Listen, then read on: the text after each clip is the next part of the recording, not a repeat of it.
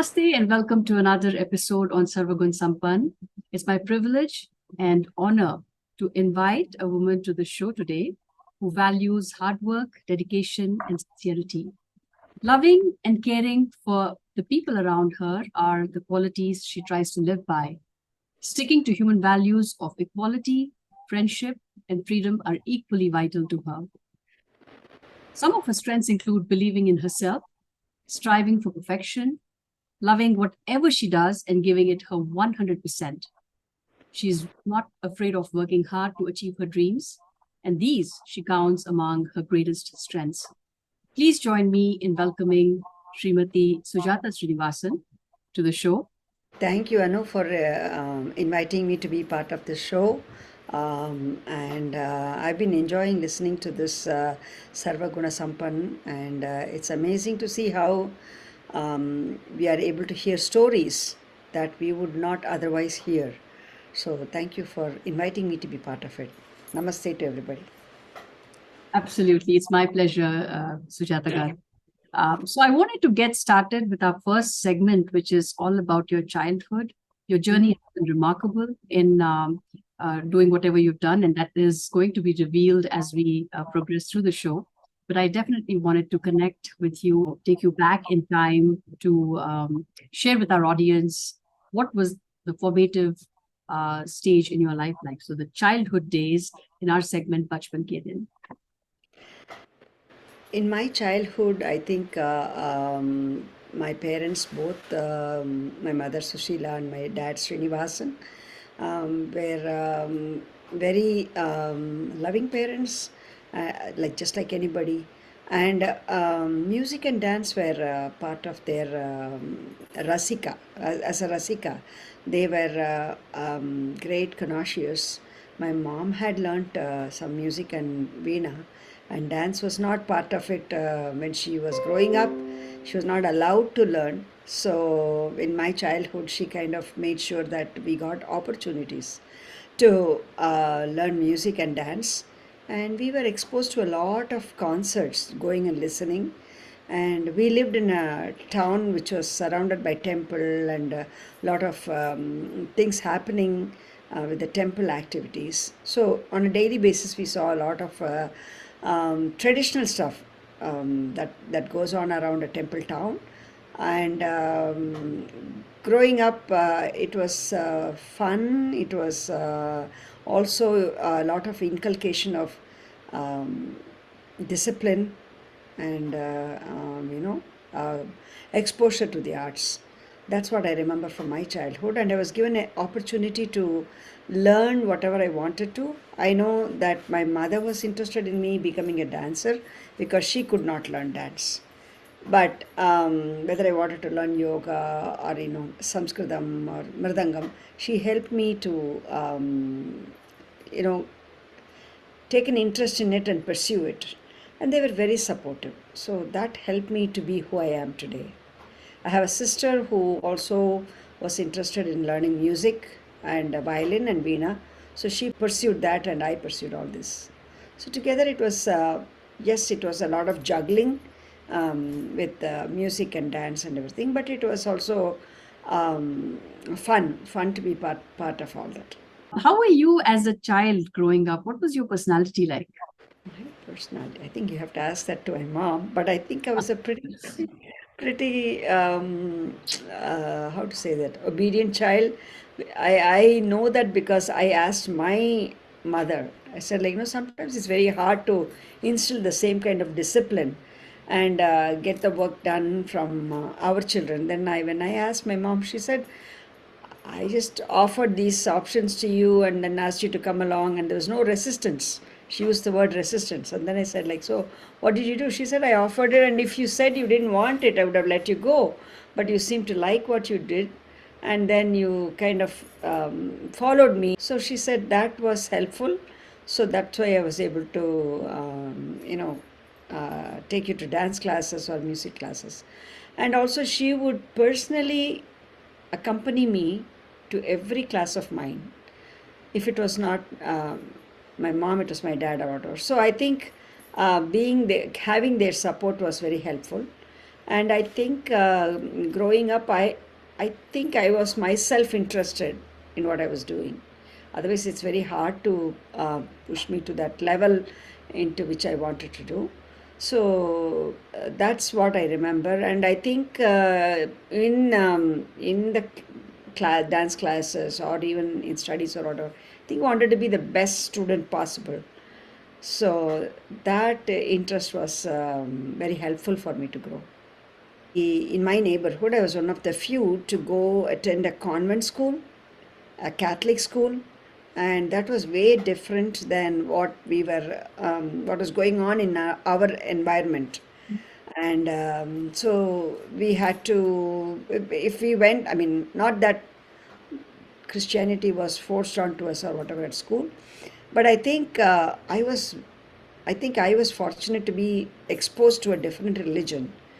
At the same time, I think my belief in my Hinduism was able to give me the perspective of accepting another religion.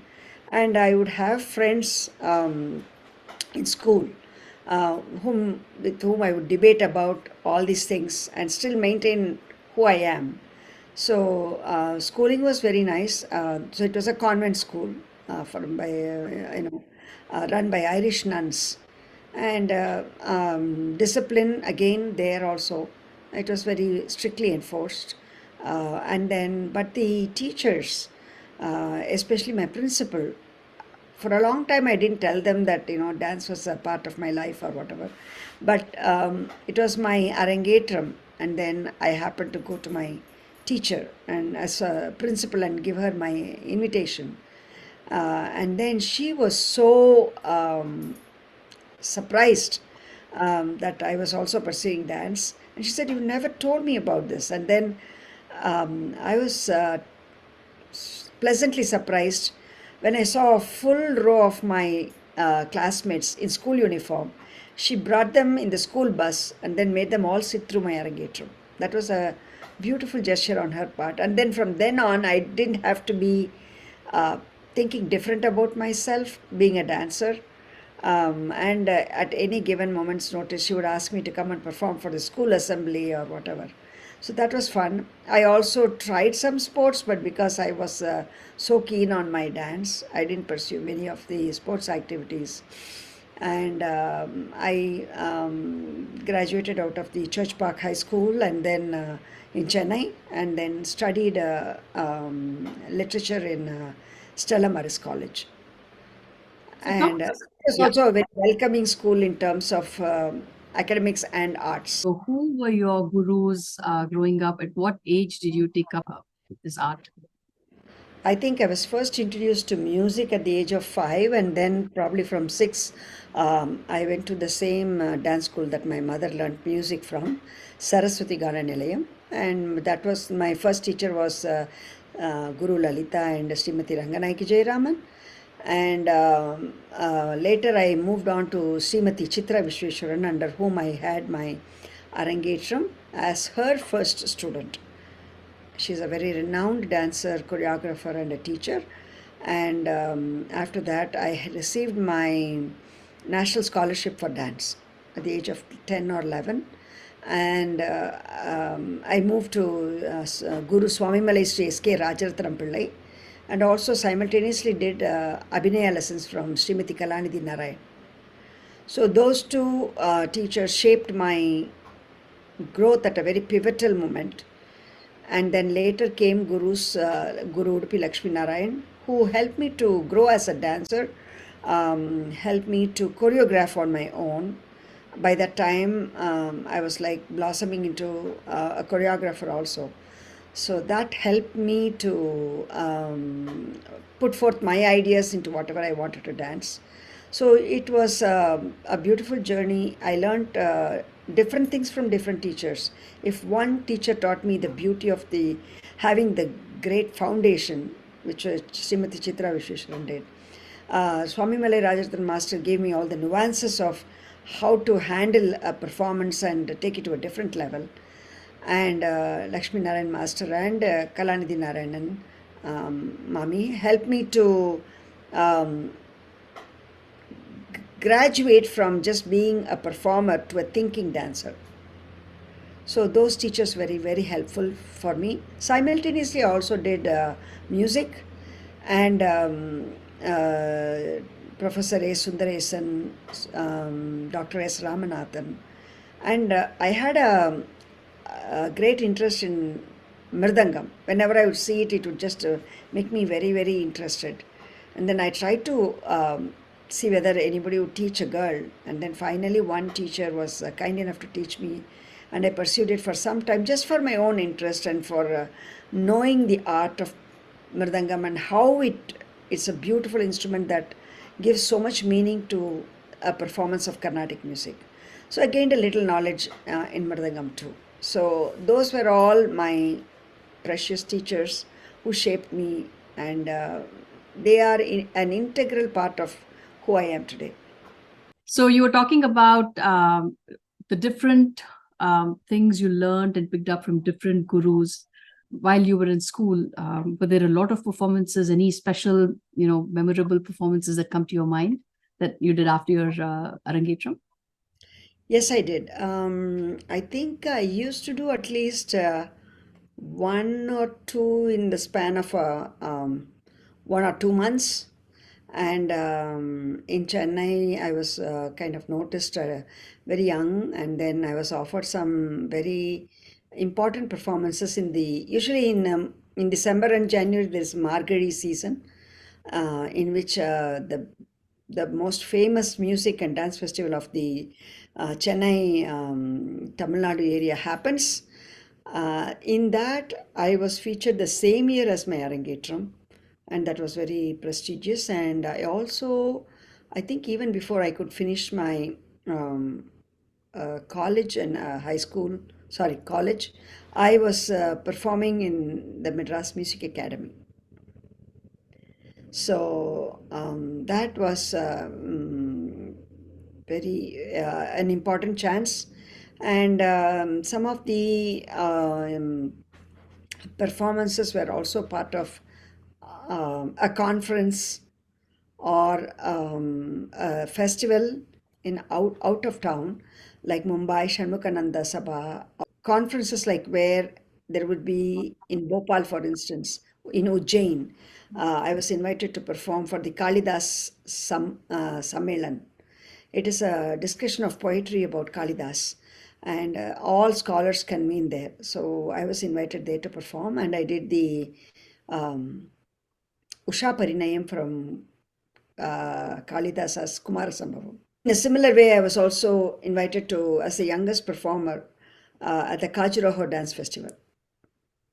So those were some of the highlights. Sangeet Natak Academy performances were also part of my dance performances. At that time, did you consider any other profession or get into something else other than dance, or was this your sole focus? I think I kind of made up my mind by the time I hit high school that this is something I love so much, and my parents did not expect me to kind of say, if I said no, I want to do engineering or medicine, something like that, they would have forced me to do it. But I pretty much kind of felt that this was my calling, and I wanted to do it. By the time I finished my undergrad, I was pretty sure that this was going to be my profession. So that helped me to kind of build my expectations for what I should be. Wonderful. So you had your clear purpose and calling right in front of you. And obviously you were practicing and building yourself to that moment in time where you're like ready to hit the ground running with your art. And that actually leads us to our next segment, which is Ye Kahan Aa Gaye Hum. And here it's your onward journey, leaving your parents' house and taking your art to the next level. Was it college? Was it marriage? Take us down that memory lane. It's marriage which brought me here. I personally, I wasn't like very keen to come to this country because I knew the chances of performing here are very few, and it was very difficult to maintain the level where I was in. I was on the top of my career when I left. I was one of the youngest performers in major festivals, and really uh, getting on very well with my career. And then my husband came along, and then he was, we decided to come here. And then, if it didn't work out very well or whatever, to be here, we would go back, which has not happened yet. So that's what brought me here. We came first to Toledo, where he was working there. He had come to study in Toledo, and then got a job and stayed there. And then when I moved, I moved here in 1993. And for 2 years I was in Toledo, and then from 95 I've been living here in Cleveland. So that's what brought me here. How was your experience coming to this country, integrating into the culture? How did you find that whole process? Because you were already doing so well as an artist back in India, in Chennai. What were some of the struggles that you had to go through? And it may not be struggles, but I'm sure it must have been a little challenging. And that whole process of acclimating to the new culture, how was that experience for you? In the beginning, it was, I came in February, so it was pretty cold. I come from a 95-degree weather, and that was the first shock I had.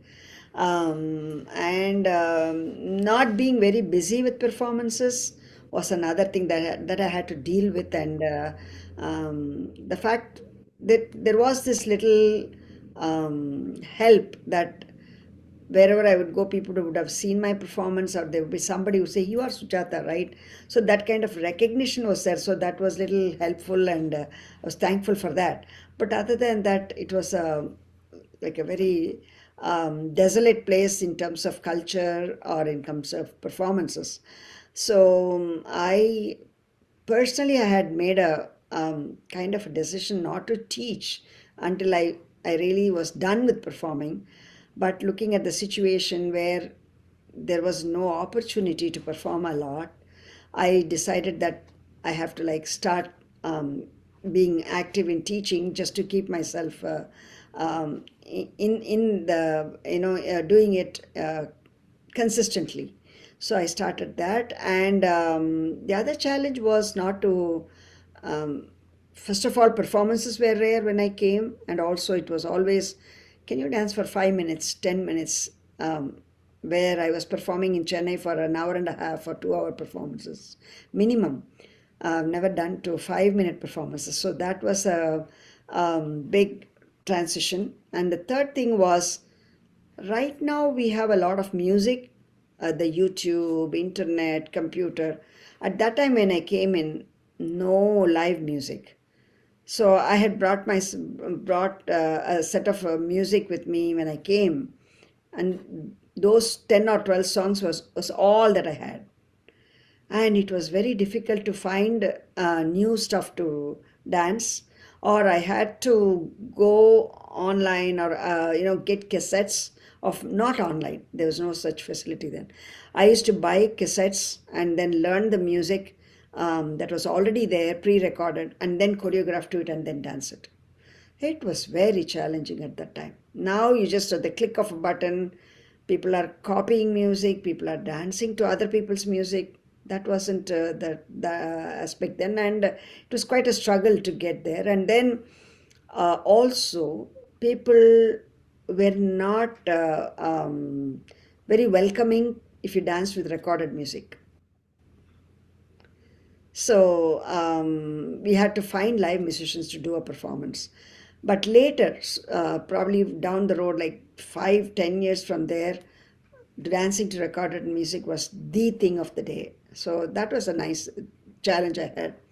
And also, what I kind of had was an audience who did not know anything about Bharatanatyam, whether it was a white audience, non-Indian audience, or our own people. They heard about Bharatanatyam, or they know that it's an Indian classical dance. So I had to educate my audience, my dance parents, and also the students, to get a interest, to create an interest in them, and then also make them understand the dance form. So that also was a challenge. Exposure to classical dance was less. And also, I think having come here not to perform or whatever, but to settle down, there was a lack of motivation. There was not that the environment did not um, help me to feel motivated or inspired. I had to be my own motivator. So I had to come up with different excuses to practice or to be in form. Because for months on end it was so cold we couldn't even step out. So all those things were very new for me when I came. And yes, there was an Indian community, but it's the same kind of people that you see, right? So those were all things that I had to get adjusted to here. Yeah. Did you happen to come across any fellow artists at that time where you could, connect with both at personal level and also through dance to exchange some of your challenges and talk about the problems on a day-to-day basis? Did you have any such experience? Yes, I did because I think at that time there was a big exodus of brain drain. People in our age group, many of us got married, like me, my friends who were dancers. We all got married to IT professionals who just migrated here. So there's a big exodus that happened at that time. So you'd all call each other and then have the same conversation and ask about what you are doing, what is happening there. Most of us had the same challenges, and it was quite expensive.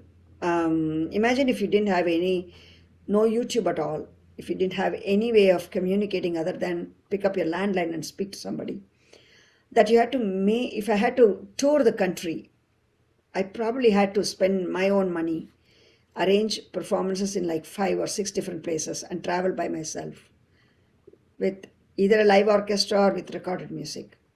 So it was a difficult task. You were your own, I had to be a performer, my PR manager, my media manager, and book my own tickets, go there, do my makeup and dance, and then come back. It is like, it was pretty um, challenging, and also a lot is expected out of you. And there's a learning curve in all that. And you didn't know whether you're doing it right. Yeah. So sometimes it worked, sometimes it did not. And all of us were learning at the same time. So my generation was the first generation. There were seniors who had come and settled down about 5 or 10 years ahead of us. But they were all seniors who had just started a school or something like that.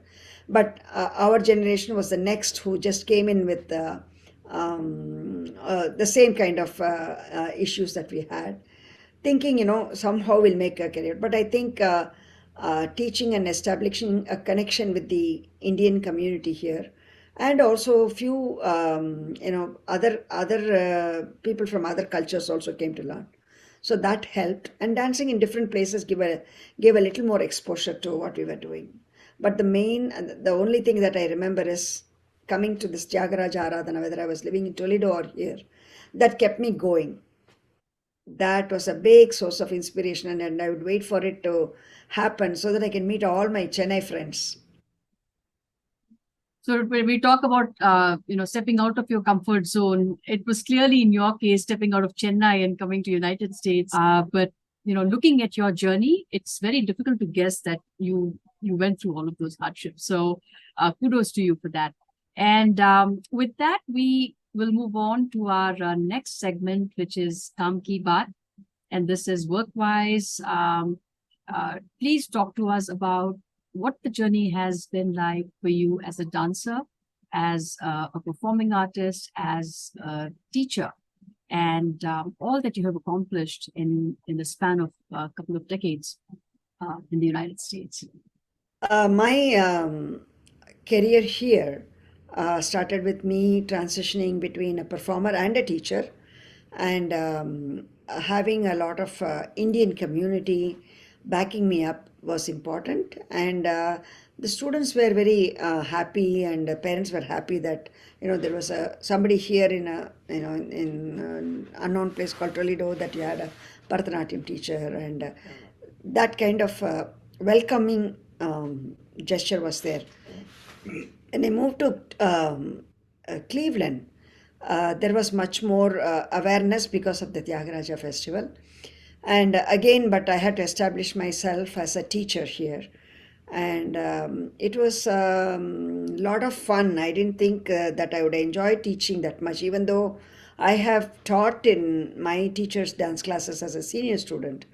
I felt that I was making a difference in the lives of the little ones that were coming to me, and I saw it as an opportunity for myself to relearn the art form through the eyes of that student.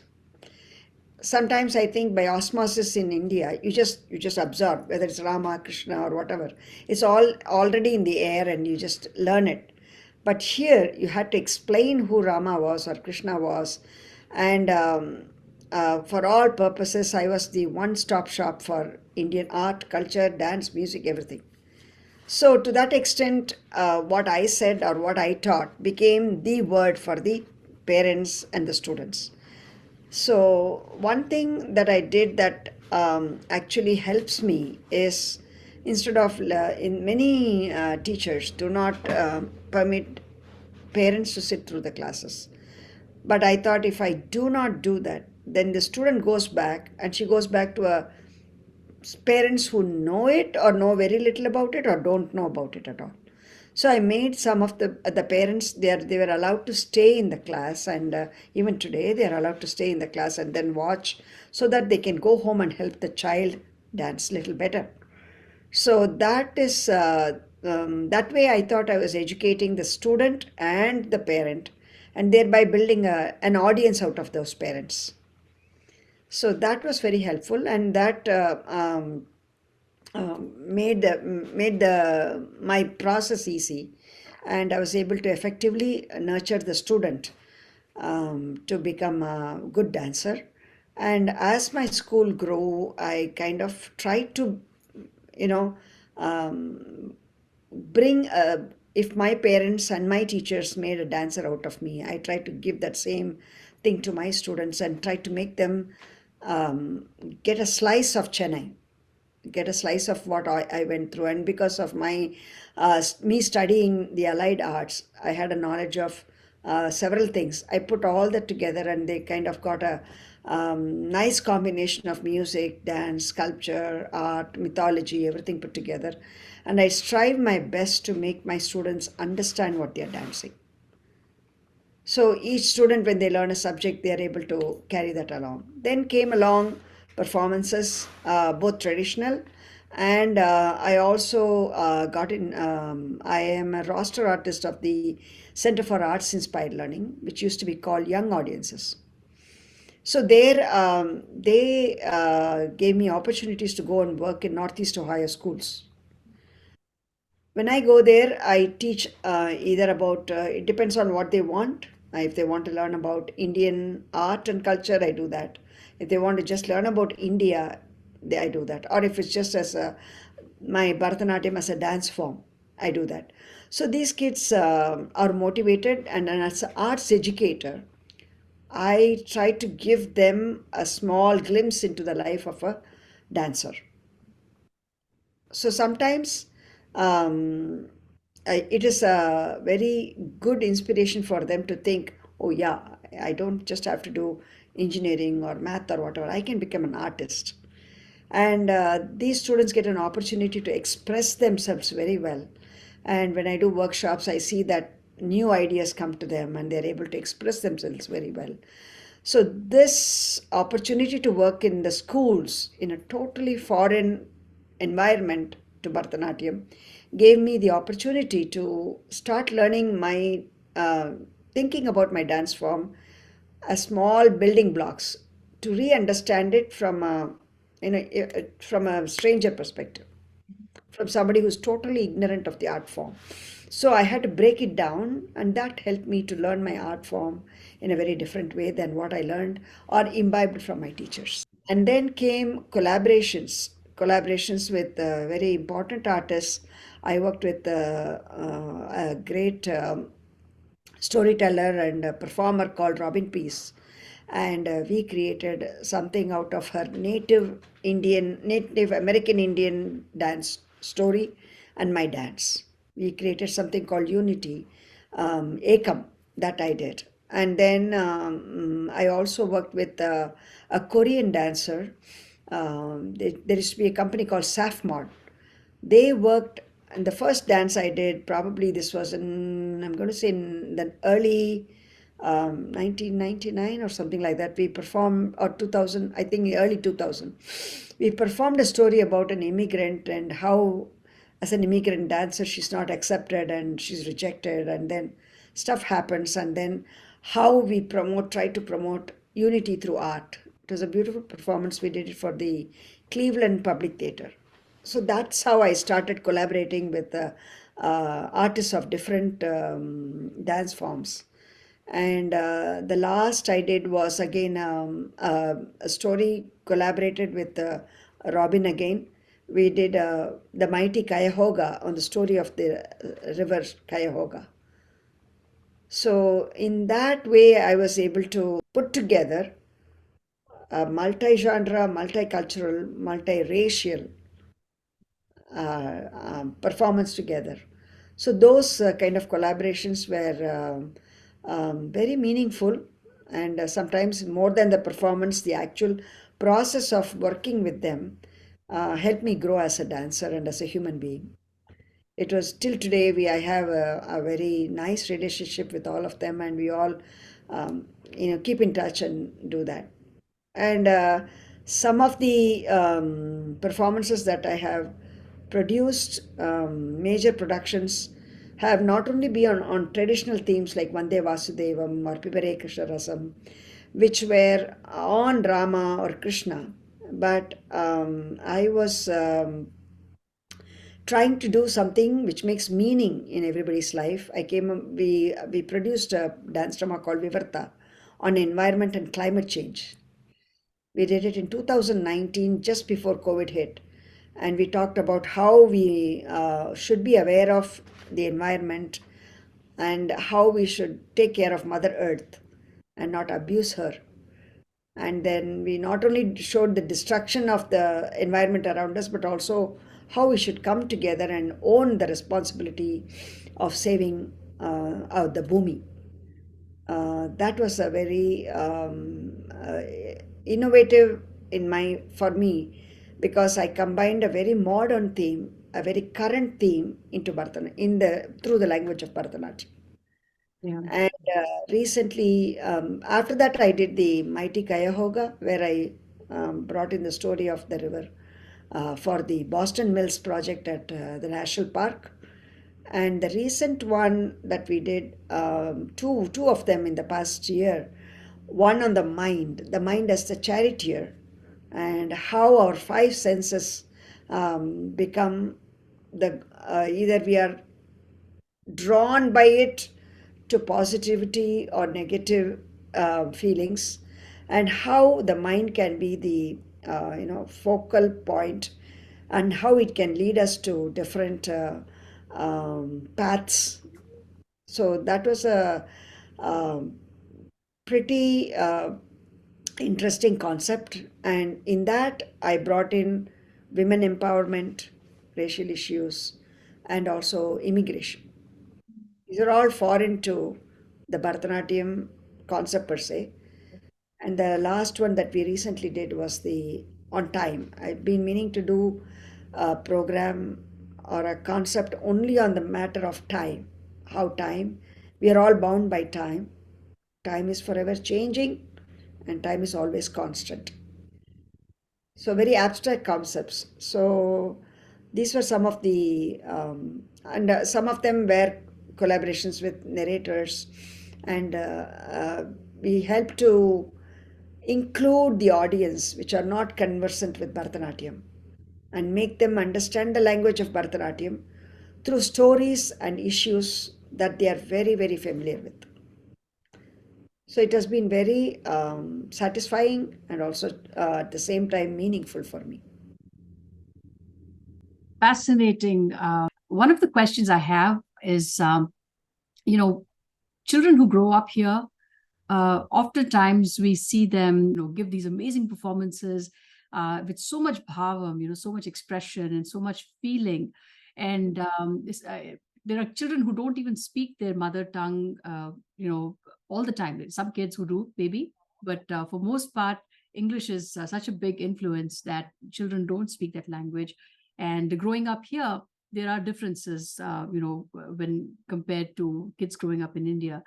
How do you bridge those? How do you bridge those differences and um, make those kids, perform to these very abstract concepts and these very deep philosophical pieces where they just nail it with their performances? How do you manage to do that?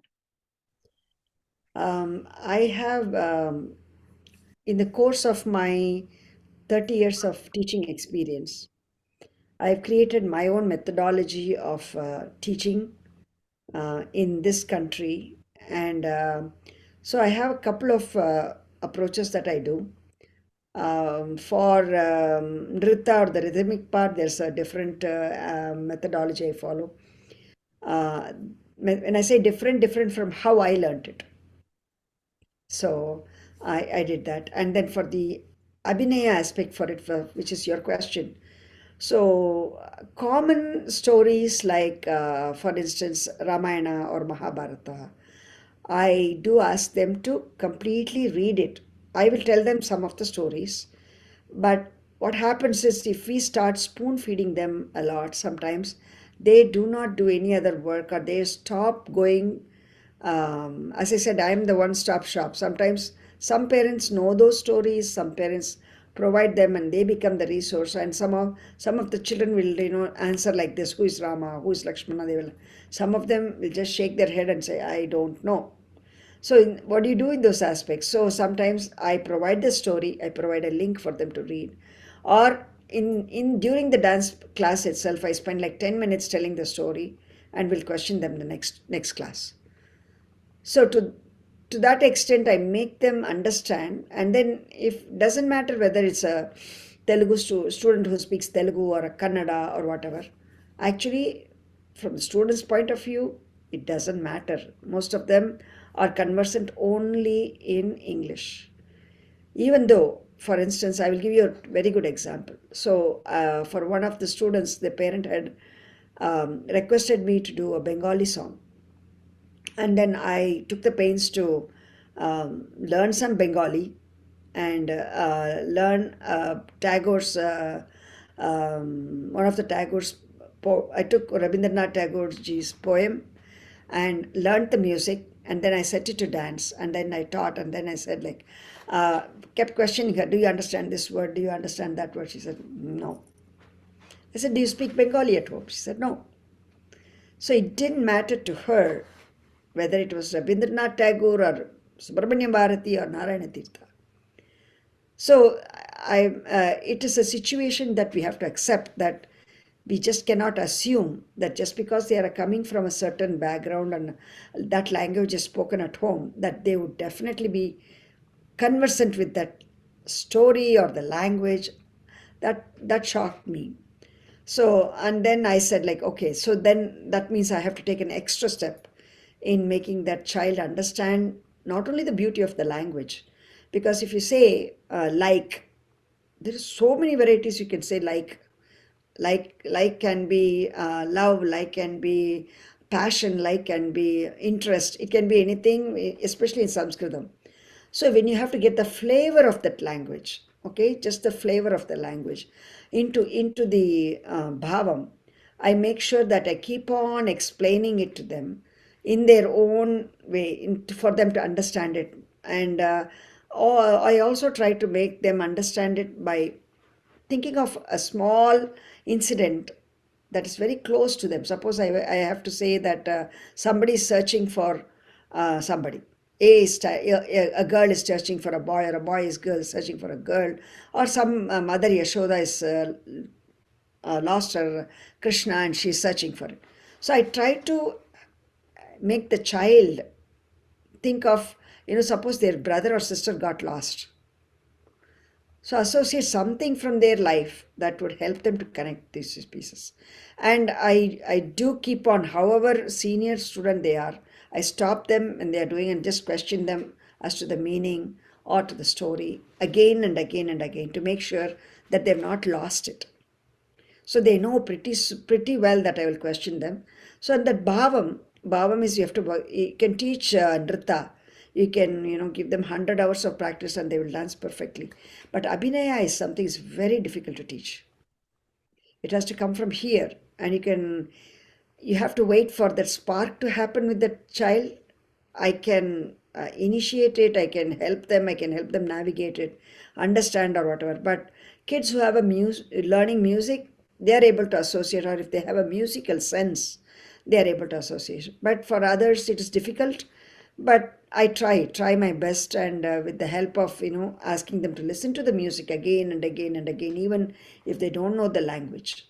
Just keep listening to the music. Just put it on your playlist and keep listening to it. So that's one way.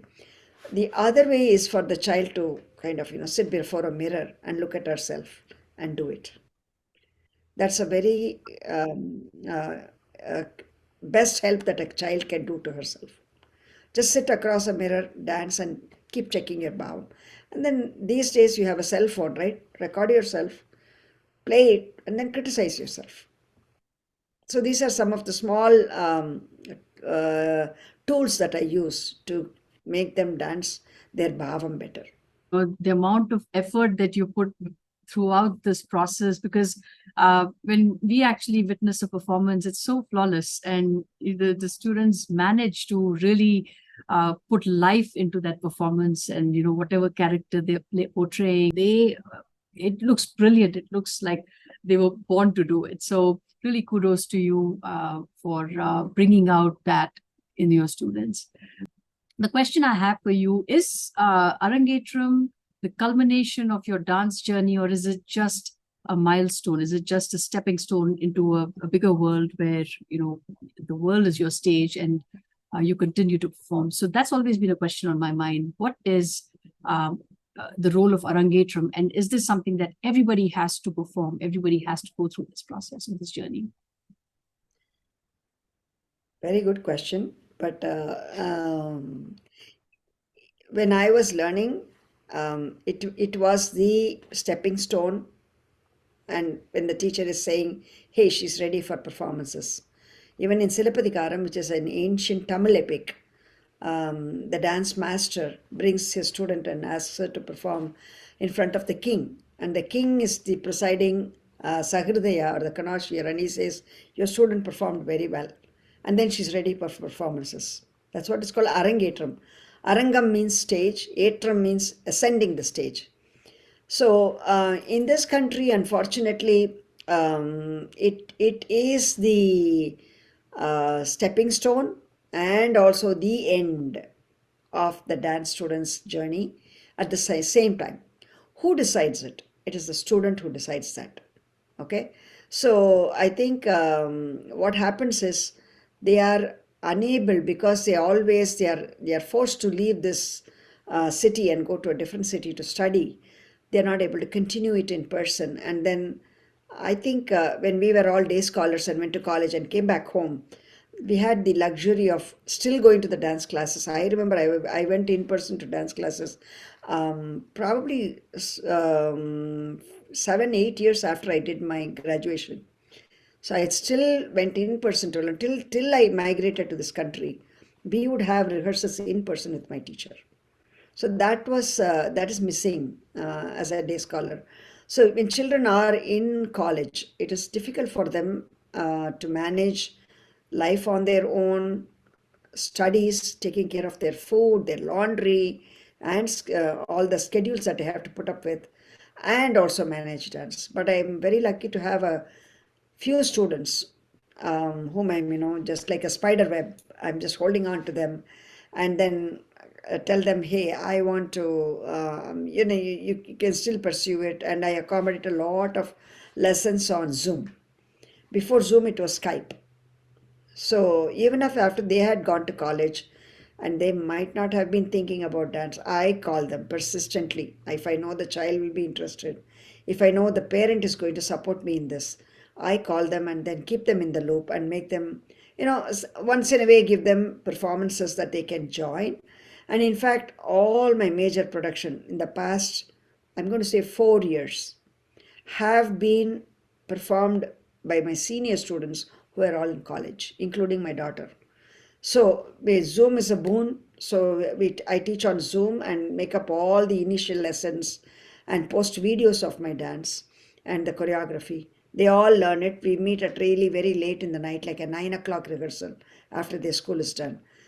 The challenges for the dance student in college is finding a space, getting a studio space to practice. For herself, when not in class, to keep it up and also do the dance class. So, but I try to accommodate it. My first preference to accommodate a dance student would be the college student. I work with whatever time. I've had students who used to learn at 6 a.m. in the morning. So this student of mine, she lived in Bloomington, Illinois. And she would wake up at her 5:30 a.m. and learn from there, and I would do it at 6:30 a.m. here. So, and then she continued to do that even in college, which was commendable. And she actually traveled from Bloomington, Illinois last year to participate in six productions of mine last year. So it also calls for the personal passion and dedication of the student and that of the parents.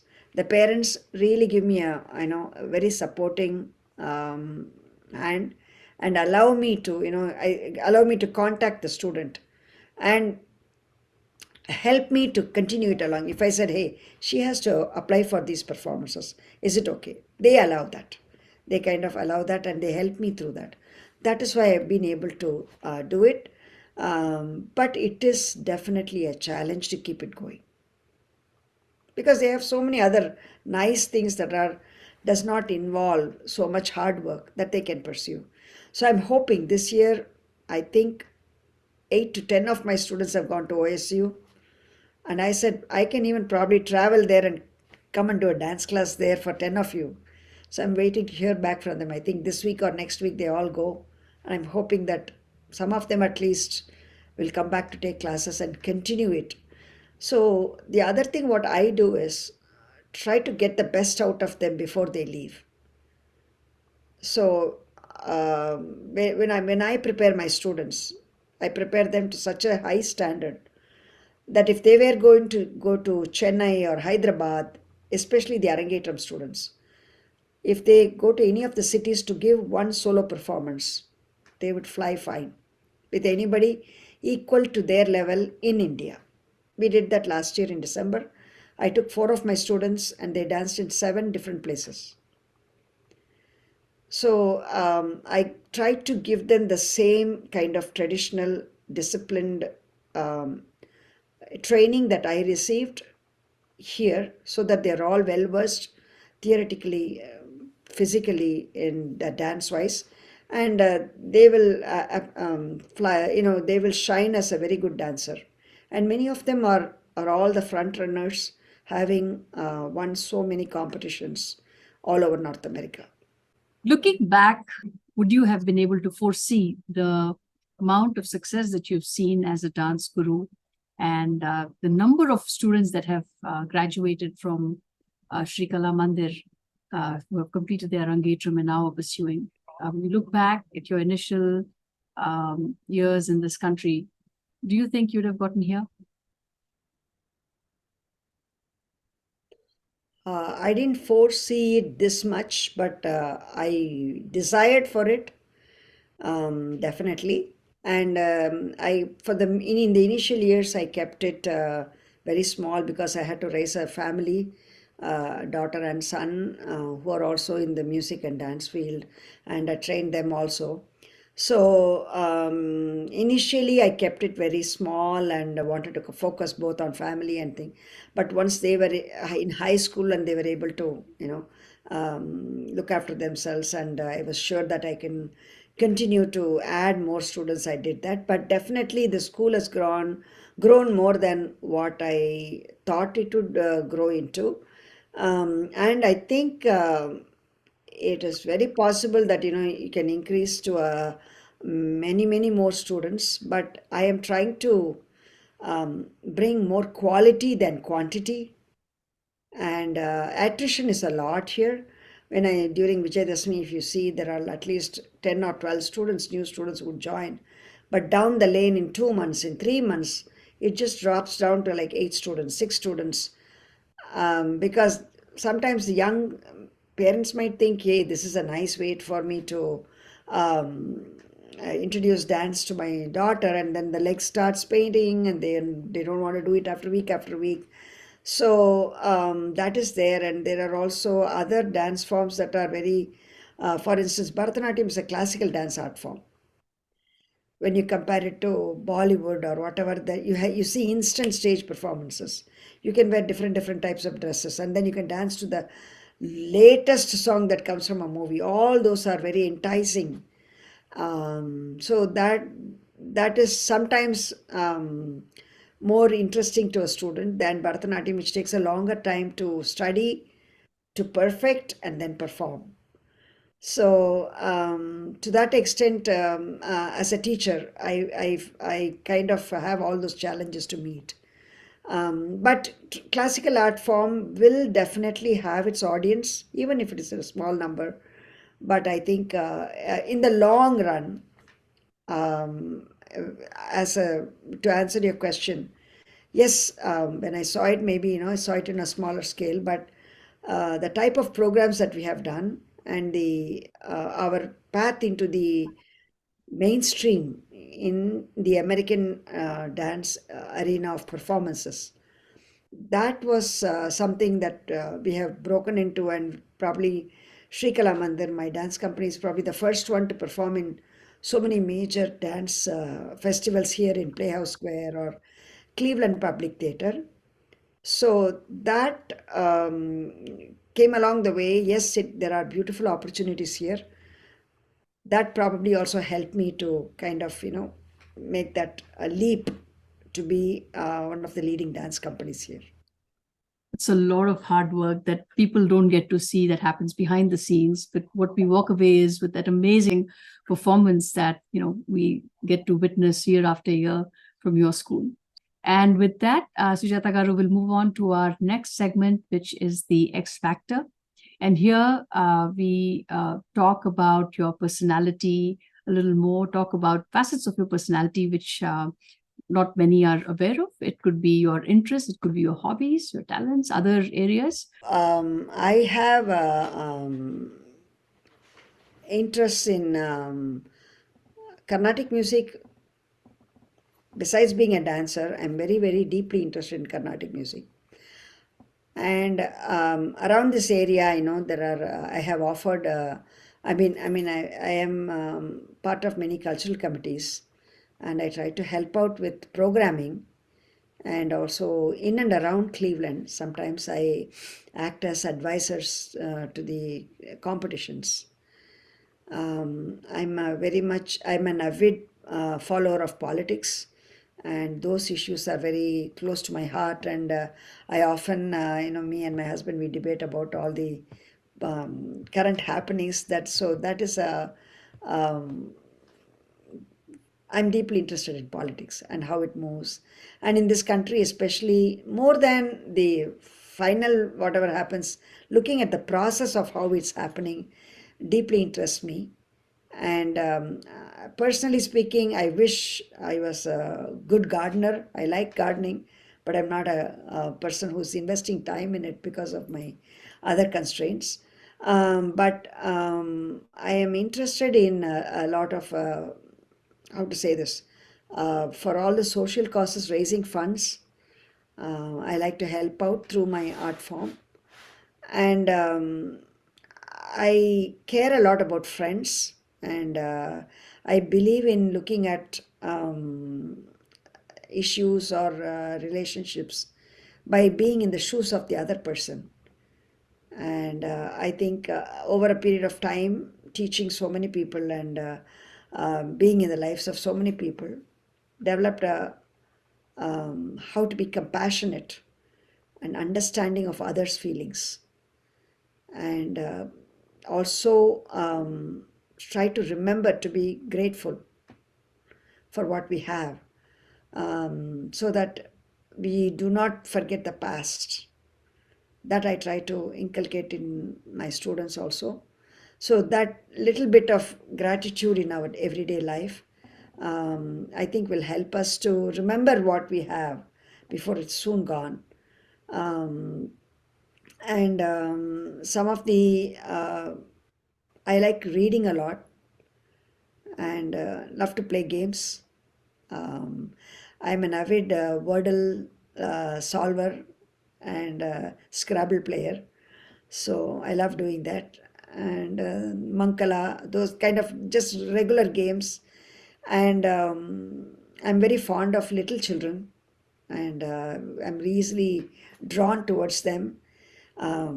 Their innocence, their lively spirit, just inspires me so much, and it helps me, it rejuvenates me. Especially, I love teaching all the little young ones, because they bring in so much of their energy, which is not polluted or no attitude. They just are just sheer pure love, and that inspires me a lot. All right. So we'll move on to our next segment, Sujatha Garu, which is about self care. And in this segment, we talk about the importance of women taking care of themselves, because they contribute so much to their families, to the broader communities, to the society in so many different ways, that it's important for them to take care of themselves and fill their own cup before they go about doing that for others. So I'd love to learn about any daily routine that you have, or anything that you do on a day-to-day basis to take care of yourself at an emotional, mental, physical, and spiritual level that you want to share and talk about. Beautiful question. Thank you. Thank you so much. Your question is, how do I stay mentally, emotionally, spiritually, and physically, right? So let me start in the reverse order. Physically, I kind of decided that just dancing alone is not going to cut it. So I do a mixture of yoga, and I go to the gym to work out at least 5 times a week. Saturdays I'm anyway teaching, so, and Sunday sometimes I do it, sometimes I take it easy, but I physically work out and make sure that I'm fit. Spiritually, what I do is I follow the philosophy that God is a big part of my life, and that I'm a small puppet in his hands, and surrender myself, do all the hard work, but surrender to him, and then let whatever happen. Just ask for the strength to take it in my stride, whether whatever I wanted happened or the opposite happened. So that is a very liberating feeling, that I'm not praying for anything in particular. So I tried not to ask for something that came. It came by experience. By, we are always used to, oh God, give me this, give me that, make sure this happens, right? So I've come to a place where I think God is a better judge, and I might be asking for less, he might be wanting to give me more, so I don't ask. That has helped me a lot. And also the feeling of just surrendering at his feet and then letting things happen has immensely helped me. And sometimes I'm in a lot of trouble, and then I realize that I'm doubting his action, and then I'm starting to believing that I can do it. So when that happens, that's when all the trouble starts. So it is a reminder for me. Whenever I'm in trouble, I remind myself, hey, you're not in charge. So that is helpful. Emotionally, as I said before, I try to do it without, as much as possible, expecting results. Try to implement what I learn in my satsang, to do my karma to the best of my ability, and not keep looking for the results I really, really want. and keeping that perspective is helping me. And as I said earlier, I try to see if there's a conflict or if there's a sudden situation which is not to my liking. I try to look at it from the other person's perspective. Why are they doing it? Why are they saying it? And then try not to respond angrily right away or whatever. Step back and then think about it. And then sometimes the situation dissolves itself. And mentally, I try to stay positive. And once I think when I was volunteering at one of my son's school, they said happiness is an option. You can choose to be happy. So that stuck in my mind. So from that day on, I just, even if there's a very hard situation, a situation which is very challenging, I try to be positive about it so that it'll help me to do it easily and not think about how bad it's going to be. And also, I think the general feeling at home also, that also helps. I kind of, my husband is a good role model. He is always positive, no matter what, how hard the situation is. He will also always look at what could be bad and then only look at the positive side. And that kind of sticks to me a little bit. So those are some things that I try, following small things, but they help me a lot to keep going. No, thank you so much, because and very beautifully explained. You've explained each and every aspect of that question, and looks like you're doing this very intentionally, very thoughtfully, and there's so much to learn from that. So I want to thank you very much for answering that question so beautifully, Sujatha Garu. Before we wrap up, any words of advice for anyone out there? Anything that you want to talk about before we wrap up? So what I try to do, especially in my experience as a mom and parent, what I can try to tell parents who are interested to send them whether to a dance class or a piano class or whatever, it is very important. Even I did that. I introduced my children to ice skating, soccer, basketball, all that. But if you can identify very early what their talent is and what their passion is and try to match them together, your life becomes easy. Instead of struggling with a child which doesn't want to come to dance class or go play the piano. I know sometimes, the parents tell me, no, I want to give them she cannot just quit. Then she will think, she can quit anything. She's going to get into that attitude. But when you clearly see that there is no chance that this child might have the aptitude to learn. So I would also recommend trying them out. If Bharatanatyam is not good, try Kathak, try Bollywood, try something else.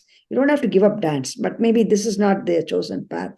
So identifying that and matching that, I think makes the child also very happy. Otherwise, it's always an unhappy child that's pursuing something that the mom likes or the dad likes. So I wanted my daughter to be very good in ice skating. No, maybe because I have from the past, I wanted to be, it was not in my blood to be an ice skater. So maybe, some skills which are possible for them to do. But some kids just, they shine very well. So it's good. So try to have a nice conversations. And then students, arts are very difficult. Unlike studies, you can sit at a desk and focus and do it. But arts are, my Mridangam teacher always used to say, why is following an art very difficult? He said, you have to bang on the mridangam. The arms are going to hurt. So he said, it's very difficult to just tell the student to keep practicing.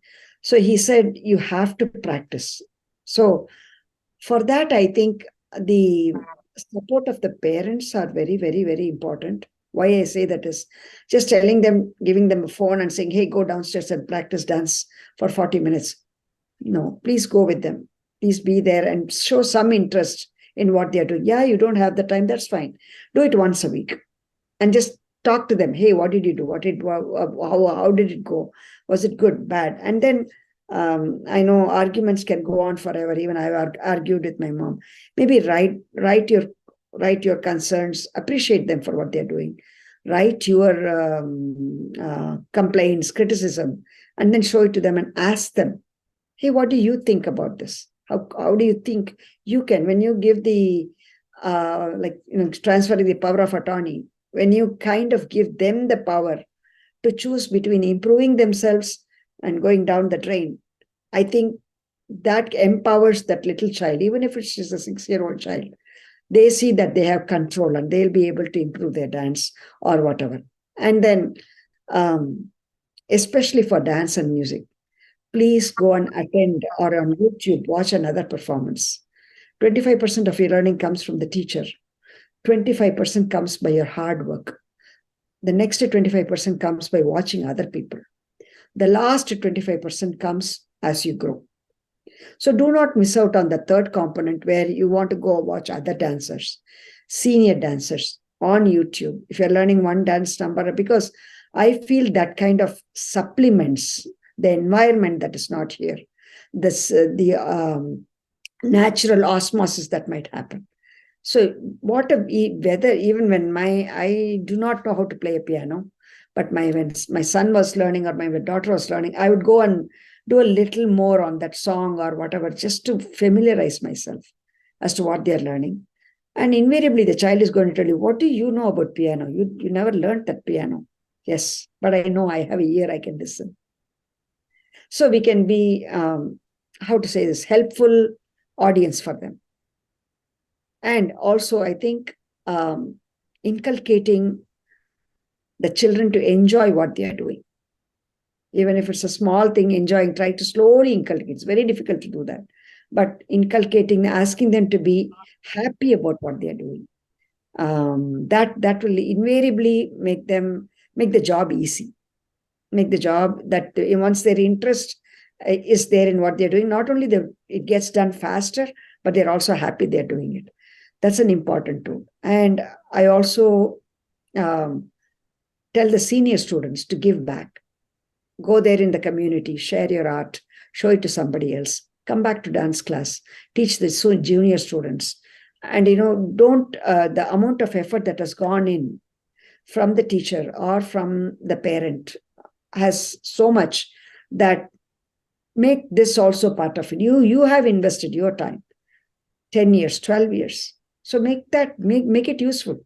That should not be something which is totally gone once you go to college. That is what I feel happens. So if we are able to bridge that gap and keep them, then it's well and good that we will have more students dancing and more performers for the dance teacher to showcase something.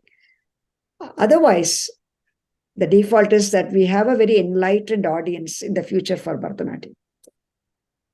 No, it's wonderful. You have really given some invaluable advice, to the parents and also to the students. And it's all coming from a place of a lot of experience, a lot of expertise, and a lot of empathy. So I really appreciate you for coming today to the show and sharing your amazing perspective and taking us back in time and really helping us see a very different side of Guru Srimati Sujatha Srinivasan. Thank you for coming, and it's been a pleasure and an honor. Hey, thank you for having me.